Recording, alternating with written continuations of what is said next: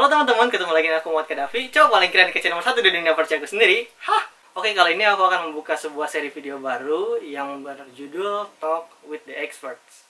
Dan kali ini, di video pertama ini, kita sudah ditemani dengan temanku yang berupa seorang data analis. Dan kita akan ngobrol-ngobrol nih gitu. Kita akan ngobrol-ngobrol nih pekerjaan seorang data analis tuh kayak gimana gitu. Jadi series Talk with the Expert ini adalah sebuah seri yang isinya tuh kita bakal ngobrol-ngobrol seputar pekerjaan mereka gitu. Kita pengen kepo-kepo gitu lah intinya. Oke Mi. Halo semuanya. Ya, kenalin nama saya Fahmi.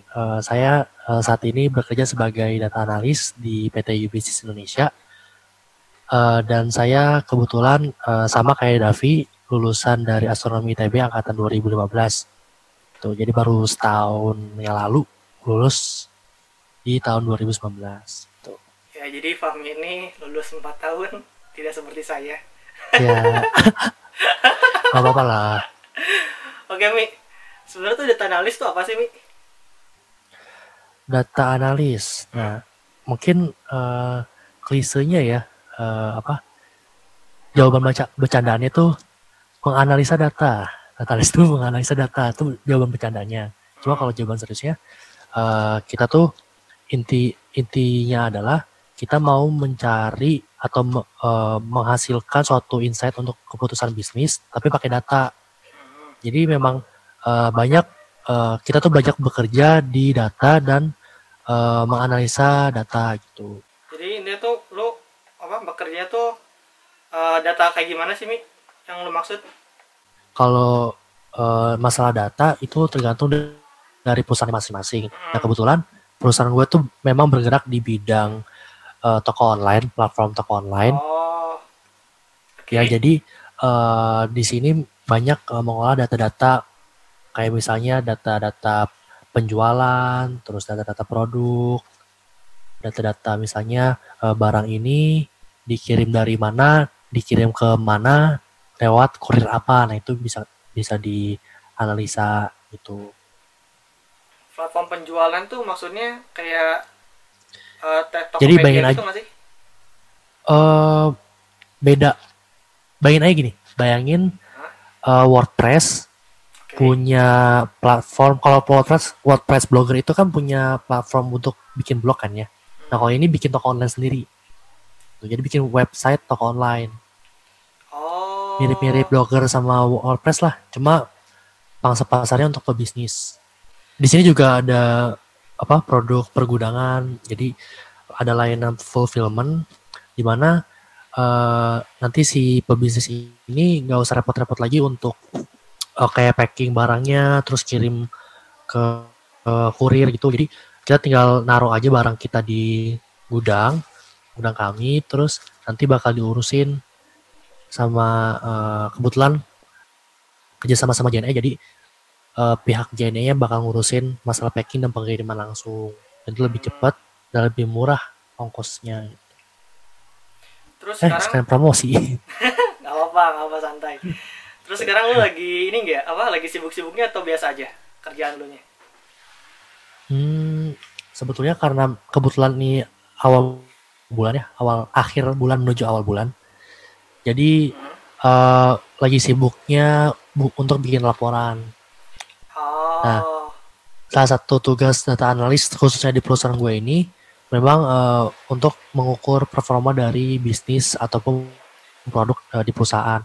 Jadi tiap 2 pekan, tiap bulannya kami sebagai data analis ngumpulin data-data, kita olah, terus kita tampilkan nanti dipresentasiin di evaluasi bulanan atau 2 pekanan. Gitu. Jadi memang banyak sibuknya di akhir-akhir bulan sih biasanya, akhir dan awal bulan. Itu lu dapat datanya tuh, lu dapat terus lu olah atau lu ambil atau lu bikin juga datanya? Kebetulan kan ini kan produk digital ya, jadi enaknya produk digital tuh datanya udah tersimpan otomatis di database. Otomatis di database, nanti tinggal diambil aja pakai query SQL. Terus diolah gitu. Kadang juga misalnya dari divisi mana punya data gitu ya, dikasih sama ke kami gitu. buat diolah datanya, buat di apa ya, buat diambil lah gimana dapetin insight-nya gitu. Apa insight-nya yang bisa diambil dari data itu. Ini hitung pekerjaan yang susah atau yang moderate atau yang B aja sih, Mi? Tergantung sih sebetulnya. Eh, mungkin bisa dibilang moderate kali ya. Kalau susah sih untuk data analis nggak sesusah itu. Cuma kalau gampang nggak gampang juga. Kenapa tuh? Kalau yang lebih susah, ya jadi kalau dibilang susah, yang nggak juga karena nggak sampai masuk ke AI, nggak masuk ke machine learning gitu. Nah kalau dibilang gampang, ya nggak juga karena banyak perhitungan, banyak hitung-hitung, banyak coding. Kalau banyak coding tuh, gue kepikiran sebuah pekerjaan lain nih, Mi. Namanya itu data scientist kan? Itu sama atau beda sih, Mi? Mirip sih, Bedanya apa tuh nggak kalau bisa mirip? dibilang sama juga karena data analis itu kan cuman sampai batas kita itu memperoleh insight dari sebuah data. Jadi contohnya apa ya? Misalnya kita punya punya data di Excel, bayangin aja ya. Kita punya data di Excel, ada kolom nama, kolom usia, kolom jenis kelamin, terus kolom produk apa aja yang dibeli, atau mungkin kategori produk apa aja yang pernah dibeli, terus lokasinya di mana. Nah di situ kan kita bisa bisa analisa tuh kira-kira untuk rentang usia sekian produk apa aja yang cocok, untuk jenis kelamin tertentu produk apa aja yang cocok. Dan misalnya kita mau expand bisnis kita nih,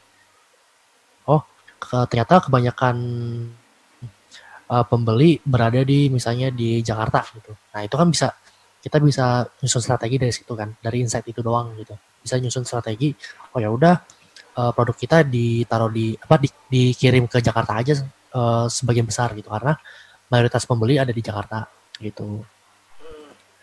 Terus ya itu sampai segitu doang. Jadi memang terbatas hanya sampai kita memperoleh insight dari sebuah data. Nah kalau data scientist itu lebih luas lagi. Dia memprediksi juga dan mengulik lebih lanjut si data itu. Jadi memang codingannya lebih banyak lagi, statistikanya juga lebih advance lagi. Lebih wow lagi lah ya. Dan lebih wow lagi. Bahkan bisa sampai pakai machine learning segala macam gitu. Oh. Emang susah ya, Mi, pakai machine learning gitu? Susah. Susah. Gue lagi belajar machine learning, cuma susah banget. Oh, jadi bisa nggak sih gue anggap kalau misalkan data scientist tuh next level of data analyst? Iya, betul. Jadi gini, gue pernah baca di suatu artikel ya. Kalau seorang data analis itu agak butuh waktu dan butuh effort untuk jadi data scientist. Cuma kalau seorang data scientist itu bisa langsung jadi data analis. Gitu. Oh. Karena memang cakupannya lebih luas data scientist dan lebih susah. Banyak nggak sih fresh graduate yang langsung jadi data scientist gitu? Jadi nggak mulai dari data analis dulu? Oh, banyak sih. Oh, banyak. Itu tergantung dari kualifikasi dari masing-masing orang ya. Jadi kalau data analis kan sebetulnya untuk kayak struktur data, terus machine learning, AI itu kan sebetulnya nggak begitu terlalu diperlukan kan. Yang penting daya analisanya kuat, matematikanya juga ya cukup lah, cukup, statistika juga cukup. Yang penting konsep dasarnya ngerti lah gitu ya. Nah itu kalau seseorang punya skill di machine learning misal, terus di programmingnya udah advance banget dan nggak cuma Python doang misalnya, bisa R atau bisa apa aja gitu ya, dan beberapa platform atau software data visualisasi data itu dia kuasai. Nah itu bisa jadi data science langsung gitu. Biasanya udah jago machine learning sih yang langsung terjun di Data scientist. di data science. Oh, jadi kalau misalkan ada fresh graduate yang pengen langsung jadi data scientist, berarti harus banget bisa soal machine learning ya? Ya, menurutku sih itu sih yang gue tahu ya. Yang beberapa dari beberapa orang yang gue tahu. Hmm, di kantor lu banyak gak sih Mi data scientist? Nggak ada. Oh, data analis semua? Data analis Atau lu doang. doang satu-satunya data analis? Enggak, ada bertiga kok. Ini kan perusahaan startup dan karyawan cuma berapa sih? 30-an doang. Jadi nggak banyak lah. Nggak banyak data analis. Terus ini Mi, kayak kalau misalkan data analis kayak lu gini, prospek ke depannya tuh gimana sih Mi? Cerah? Secerah apa? Gue yakin pasti cerah sih, makanya lu milih. Tapi gue pengen tahu secerah apa gitu. Iya ya. Data analis atau data scientist tuh sekarang lagi booming banget loh. Nah, Jadi sekarang tuh ya, untuk saat ini demand-nya lebih besar dibandingkan supply-nya. oke. Kok bisa gitu? Ya jadi lawan kerjanya itu lebih banyak dibandingkan orangnya. Kok bisa Karena kayak memang gitu? karena sekarang tuh perusahaan udah mulai banyak yang sadar kalau data tuh penting buat efisiensi bisnis mereka kan. Jadi ya kayak hampir semua perusahaan tuh punya divisi data ya, divisi data analis khususnya yang bergerak di bidang digital.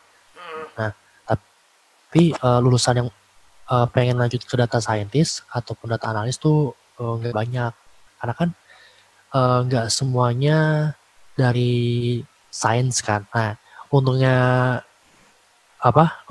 kuliah di jurusan sains tuh yang ini kita bisa jadi bisa jadi data analis lah. Misalnya kalau kita nggak dapat pekerjaan yang sesuai dengan bidang kuliah kita gitu. Kan tadi lu ngomong kuliah sains tuh enaknya adalah bisa jadi data analis kalau misalkan nggak dapat kerja sesuai dengan jurusan. Ya. Apakah gue bisa bilang lu jadi data analis karena lu nggak bisa jadi astronomi?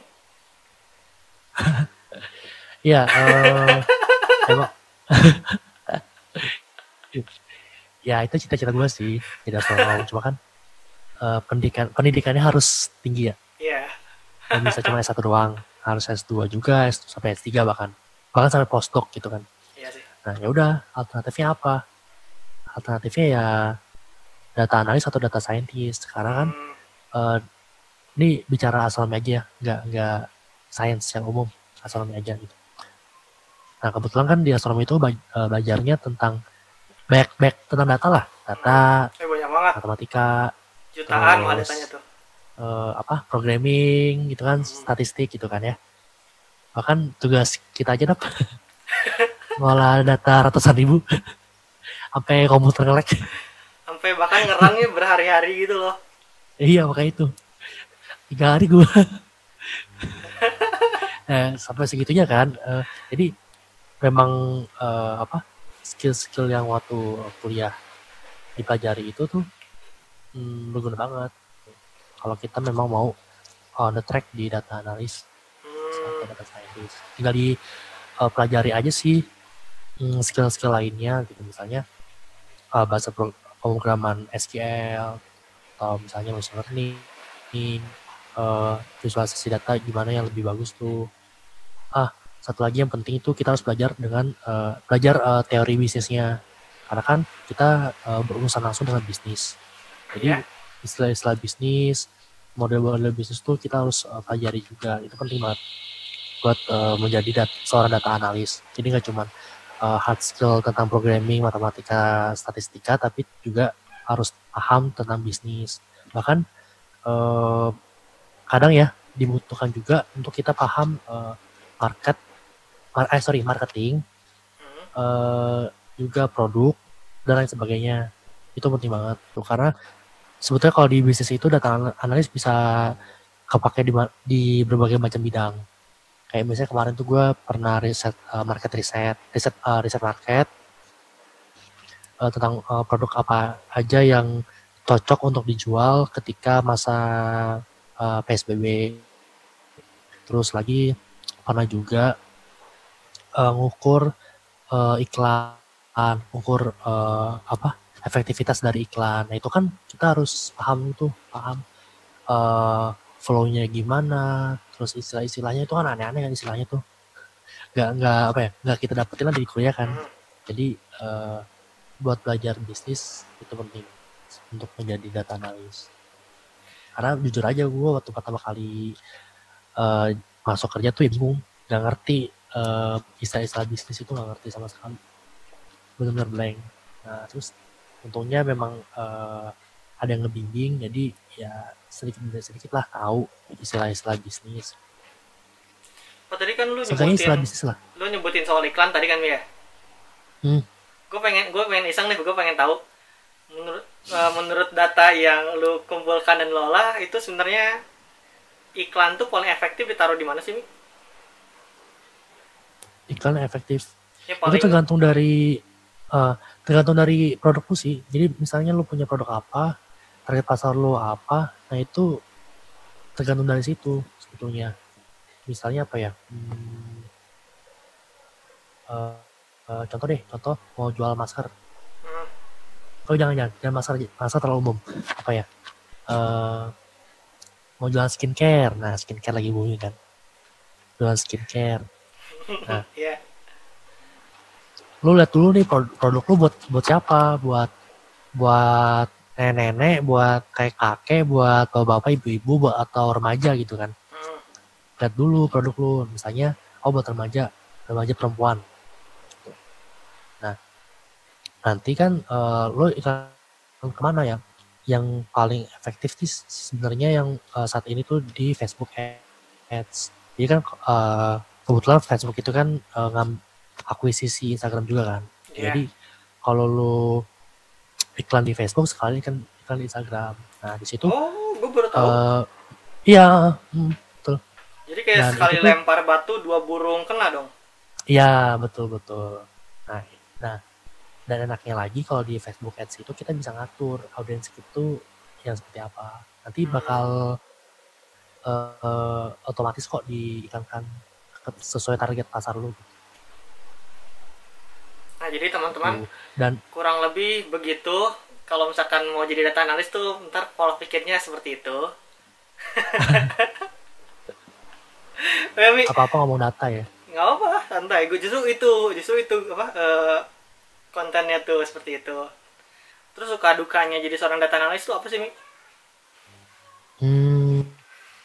Sukanya mungkin asik kali ya, atau sih menurut gue sih asik karena kita tuh banyak explore data.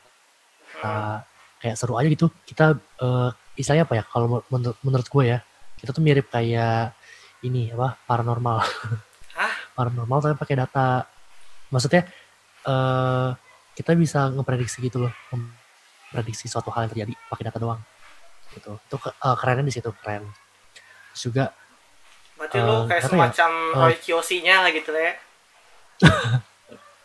Roy Kiyoshi mah Indigo. Tahu kan dia kan waktu tahun lalu kan ngeramal sesuatu kan di Indonesia kan. Yang 2020 banyak artis kena skandal narkoba. Taunya dia ngeramal diri sendiri. Ya sukanya itu sih. Terus apa lagi tuh? Suka ini. Kita punya kendali untuk data perusahaan. Punya kendali data perusahaan sebenarnya. Jadi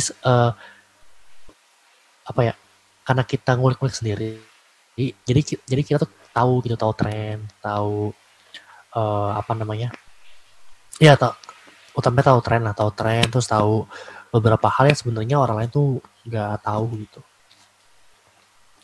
Dan kalau dukanya kadang ini sih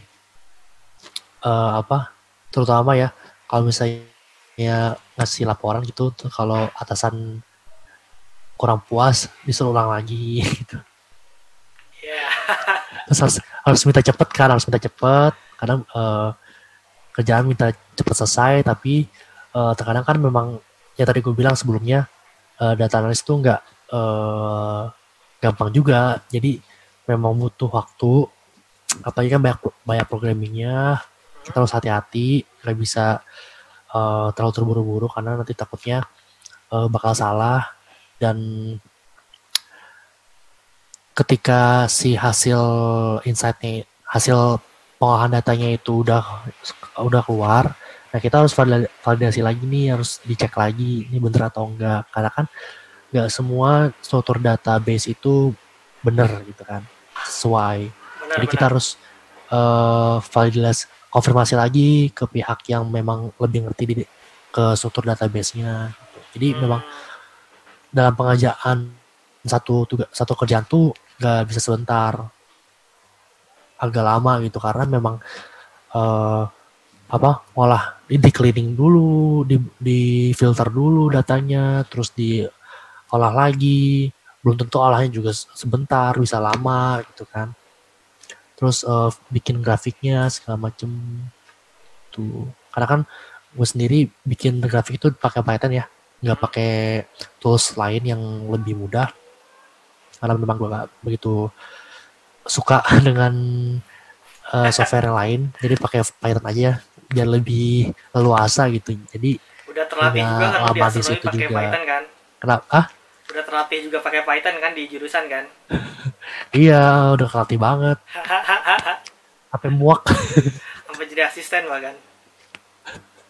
Ya kan lu pernah jadi asisten kan ya? Python? Iya, iya. Iya, pernah. Pernah. 2 kali. Itu Di gue PTI mau sama apa? Askom. Oh, iya Askom. Terus Mi, Hmm. menurut lu kan tadi ngomong apa? Sekalian mepet jurusan nih gitu kan? Hmm. Nah kalau kayak di jurusan kita kan kayak emang udah diajarin Python gitu-gitu kan, jadi kayak buat data analis kayak udah ya masih masih sejalur gitu, ya kan? Iya, betul. Nah sebenarnya tuh jadi data analis tuh bisa dari jurusan apa aja sih Mi? Apakah harus top dari sains semua atau gimana? Sebetulnya sih lebih mudah kalau kita berangkat dari jurusan yang bidangnya sains atau teknik gitu ya. Karena teknik kan beberapa teknik ada yang ngurusin data kan, harus kayak misalnya kayak oceanografi, teknik informatika mungkin, terus apalagi sih yang pakai data tuh, misalnya teknik perminyakan kalau nggak salah ya, perminyakan gitu itu pokoknya Gue nggak teknik tahu. kan banyak ngurusin ya, pokoknya teknik itu kan banyak ngurusin data kan ya, nggak cuma sains doang gitu, banyak perhitungan, banyak statistik juga, mungkin mereka juga pakai pemrograman gitu. Nah itu menurut gue sih lebih mudah kalau kita berangkat dari situ, apalagi kalau jurusannya sains gitu, matematika misalnya, atau sains komputasi lebih bagus lagi. Nah, tapi kalau misalnya dari orang sosial misal, atau ya di luar dari sains atau teknik, untuk menjadi seorang data analis sebetulnya mungkin, tapi susah tuh, kita harus belajar dulu dari awal, benar-benar belajar matematikanya, terus statistikanya, terus bagaimana cara ngolah datanya gimana gitu, visualisasi data. Nah, itu agak butuh effort lebih lah, ya minimal setahun buat persiapan itu, menurut gue ya, setahun. Oh, itu gue kepikiran nih kalau misalkan sosialnya nih kan, kalau misalkan yang belajar manajemen atau belajar akuntansi gitu, apakah tetap bakal agak misalnya kayak gaptek gitu di data analisnya, atau udah bisa loss aja? Mungkin gapteknya lebih ke programmingnya sih, Oh, programmingnya ya. programming, terus kayaknya kalau jurusan kayak finance, akuntansi gitu itu tuh yang berhubungan dengan uang ya, itu kayaknya masih bisa, maksudnya masih lebih mudah dibandingkan yang di luar dari itu, karena kan mereka basic matematikanya dapat, statistiknya pasti dong kan, ngolah keuangan kan ya. Dan ada beberapa job tuh ya, memang mencari finance accountant analyst gitu. Jadi data analyst cuma lebih ke finance, Oh, lebih ke akuntansi, memang mengelola data keuangan kayak gitu. menurut lu nih Mi, menurut lu apa jurusan yang paling sejalur sama data analis? Satu jurusan aja. Computer science, Computer science. cuma jarang banget. Di mana sih? Ada Mungkin gua nggak yang tahu. paling Ada di BINUS kalau nggak salah ada computer science. Di UI ada nggak sih? Nggak tahu. Tapi BINUS ada. Oh, BINUS ada. Memang jarang kok S1. Gue jadi promosi kampus lain. Gak apa deh. Rezeki mereka berarti. Ya, padahal gue nggak Ya, di pokoknya apa. yang paling relate ya, itu computer science. Tapi kalau untuk level S1 memang jarang ada yang buka computer science tuh di kampus-kampus, paling matematika, terus statistik. Nah, statistik paling paling oke sebetulnya. Oh, Karena mereka kan belajar mengolah data, statistik lebih lebih detailnya lagi kan. Apalagi statistikanya itu nggak cuma statistikal teori, tapi kan lebih ke terapan juga mereka pelajari gitu, terapan ke bisnis, terapan ke industri dan lain sebagainya gitu. Jadi mungkin statistik yang lebih relate lah selain computer science ya. tapi tetap berarti nomor satunya computer science. Gue rasa gitu. Oh, oke. Setahu gue sih mereka belajar struktur data ya, kalau nggak salah. Terus Mi, menurut lu kan katanya tadi lu ngomong juga nih gitu kan, kalau misalkan data analis tuh demand-nya sekarang gede banget tapi supply dikit. Yap. Kenapa selainnya alasan tadi, kenapa orang harus jadi data analis?